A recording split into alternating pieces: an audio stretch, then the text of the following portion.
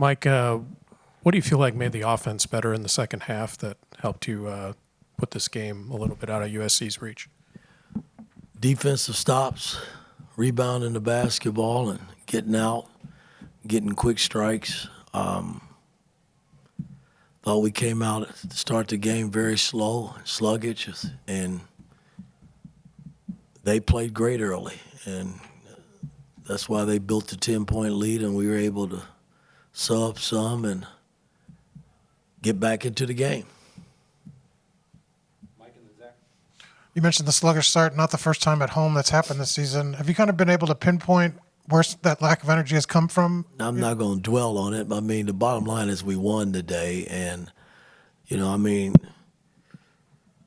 our team has shown that they don't quit. You got to give Southern Cal, their team, credit because they came ready to play, and I thought that they were the most physical team starting the game. And once we got going and met their physicality, then we got back into the game and started playing Indiana basketball, which was nice to see. Mike, I recognize it's not by choice necessarily of Malik out, but does the success offensively of some of these lineups that only have kind of one player who is truly kind of a back-to-the-basket post player give you any food for thought with the way that a guy like Luke is shooting the ball, the space it gives your guards, things like that? Well, it gives us better space, but make no mistake about it, Malik is a big part of what we do. So, he's not going anywhere. Yeah, Coach, your next 11 games, all quad one opponents all in a row. Are there 3 or 4 things you look at that you feel you guys need to do well to have a good stretch in that time? Iowa's the next team up. I'm not looking at the 11 games. I'm looking at Iowa. They're next on our list, in terms of who we got to play. And they're well coached. They won a big game the other night coming from behind, and you're going to have to go down there and play for 40 minutes to beat Iowa. I mean, that's just how good they are at home. Yeah, on Umar, I want to say he's averaging like 22 and 11 over the last 3. Is that as easy as matchups? Is it Malik being out? What do you kind of attribute that to? He's playing better. He's gotten better. We're featuring him. He's a big piece to the puzzle. That's why we brought him here to play center for us. No, he's played well, and he's going to have to continue to play well the rest of the way through the Big Ten because teams are going to force him to play. Coach, earlier this year you said you didn't know what your identity was, and then tonight you just said playing Indiana basketball got you guys back into this game. So what is Indiana basketball right now? Well, when we're scrappy and defending and rebounding the ball as a unit and able to get out and play a little faster instead of staying in the half-court game, that's Indiana basketball. And we've had some glimpses of it off and on. I thought these last 3-4 games we're playing much better now, shooting the ball better from the three-point line. We didn't shoot it well tonight, but we had good looks, and we got to continue to take those shots when we have them. Yeah, Coach, at the 12-minute mark of the first half, you called a timeout, and it seemed like after you guys came out of that, Miles and Trey were trying to get to the rim on almost every possession. Is that something that you saw that needed to happen to adjust to USC's defense? No, we ran a few plays that kind of opened it up a little bit that we had just put in, today, and they executed it well. I mean, Gallo got a layup, Ballo got a dunk off of it.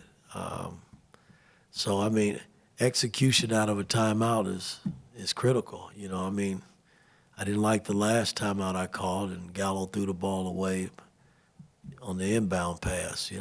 We got to be more sharper in that regard.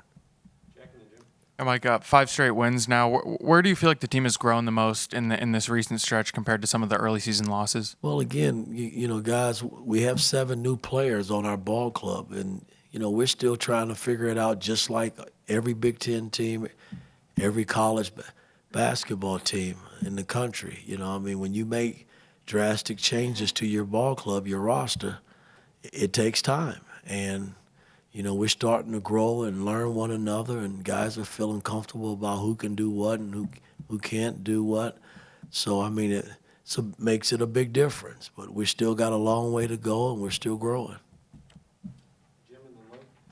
Mike, I know you don't want to have one of your leading scorers go 0 for 8 and not score on a night, but you have to feel great about having multiple other players doing specifically so many different things. Rice goes 9 of 11 at the free throw line.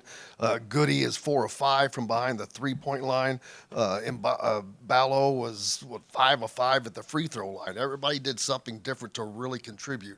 That has to bode well for you going down this next stretch coming. No, it is. And that's kind of the makeup of our ball club. Every Big Ten team is talented and deep and well coached. And, when someone is struggling, Mac was struggling tonight. And, I can't, I gotta search too as a coach. That's what we do. And there's no knock against Mac. He'll be back in there tomorrow, and he'll be ready to go hopefully for the Iowa game. But I got to lean on everybody, and, it's what you do with the minutes that you get. And I thought the guys that came in off the bench gave us some positive minutes tonight, and that set us up to win a ball game. Last question, Luke. Coach, on Omar, did you see in the scouting report he might be able to use his body the way he did tonight and dominate the game, or did it come in the flow? No, Ballo's a pretty big guy, and, their center that started tonight wasn't as big as Ballo, but I thought they played Ballo early. He couldn't really touch the ball that much. They were topsiding him, and, we did a poor job in trying to get it to him early.